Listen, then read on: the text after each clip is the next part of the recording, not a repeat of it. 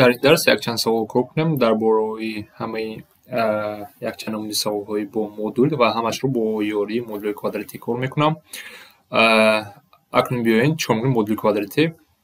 Ҳар тарафро квадраташро мегирем бояд ва ин ба чӣ табдил меёбад? Ҳар тараф квадраташро гирем. Дар ин албатта ки мисоли якум осон аст. Тарафи чап чӣ мешавад? X квадрат ва тарафи рост ҳам x ҷамъи 2 дар квадрат мешавад. Агар мо инро як бинависем x квадрат бори x квадрат ҷамъи 4x ҷамъи 4 мешавад. Чӣ ки мебинем дар ҳар тараф x квадрат дорем, ҳар ду якдигарашро ихтисор мекунад ва аз инҷо модули сода мешавад, яъне 0 баробар аст ба 4x ҷамъи 4. Аз инҷо чӣ ки метавонем x баробари минуси 1 мешавад. Мисоли навбатӣ, яъне санҷиш албатта ба осонӣ гузаронда метавонем. Оё минуси 1 монем ин ба минус 1 ҷамъи 2 баробар мешавад ё не? Албатта ки минус 1 модул бо мусбат ишора мебарояд 1 мешавад ва дар тарафи рост ҳам 1 мешавад. Ин баробар аст. Мисоли навбатиро бо квадрат кор кунем. Ҳар тарафро квадраташро мегирем ва ба чӣ табдил меёбад? Ин мешавад 2x минуси 5 дар квадрат ва x минуси 2 дар квадрат. Ин мешавад 4x квадрат минуси 20x ҷамъи 25 баробар ба x квадрат минуси 4x ҷамъи 4.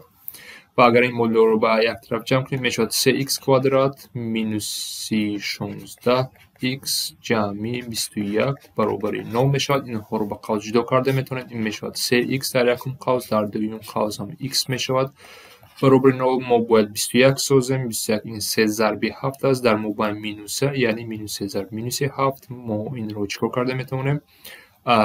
Минуси 7 минус 3 карда метавонем.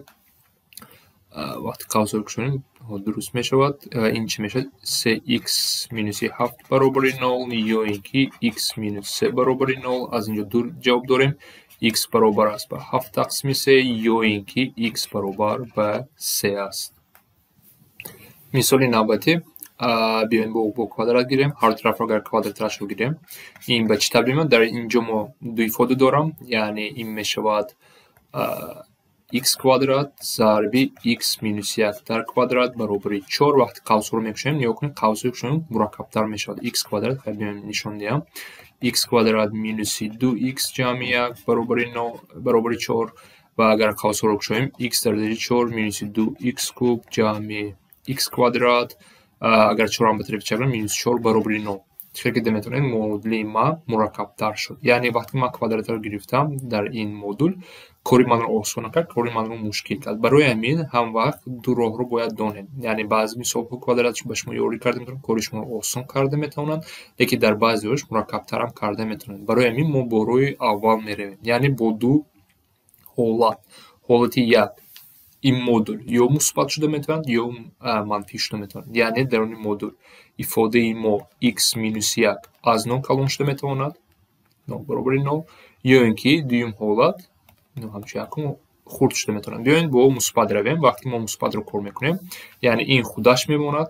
Ин мешавад x зарби x минуси 1 баробар аст ба 2. Вақте ин мо кор мекунем, x квадрат минуси x баробари 2 мешавад. X квадрат минуси x минуси 2 баробари 0. Мо инро бо ёрии ба қавсро ҷудо кунем кор карда метавонем. X минуси 2 x ҷамъи 1 баробари 0 мешавад. Аз инҷо дида метавонем x баробари 2 аст ва ё ин ки x баробари минуси 1 аст.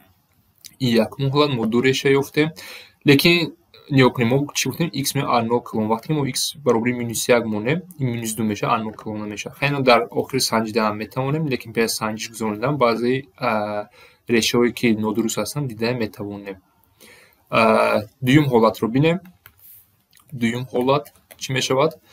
Вақте ки x минуси 1 аз 0 хурд аст. Аз 0 хурд бошад, ин ифода манфӣ мешавад. Яъне вақте шумо кор мекунед, x зарби минуси x минуси 1 манфӣ шуд.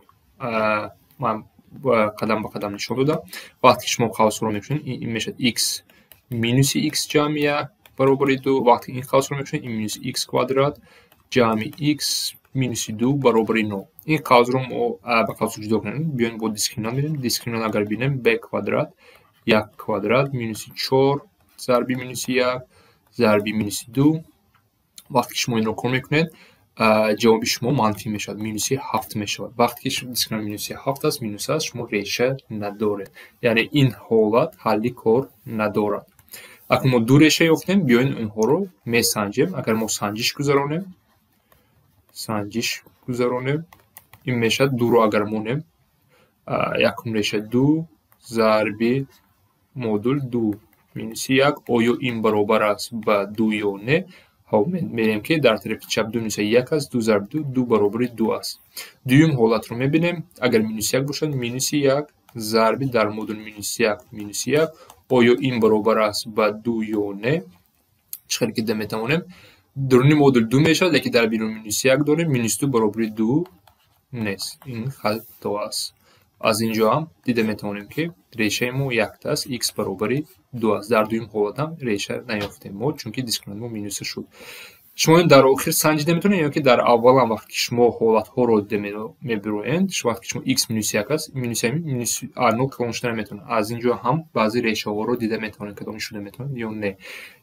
لیکن اگر این به شما دشواری باشد، در آخر سنجش کنید، همون که ریشه ها رو یافتین در دو حالت هم مانند در مدلتون، آیا همون مدل درست میشد یا نه سنجیده میتوانید.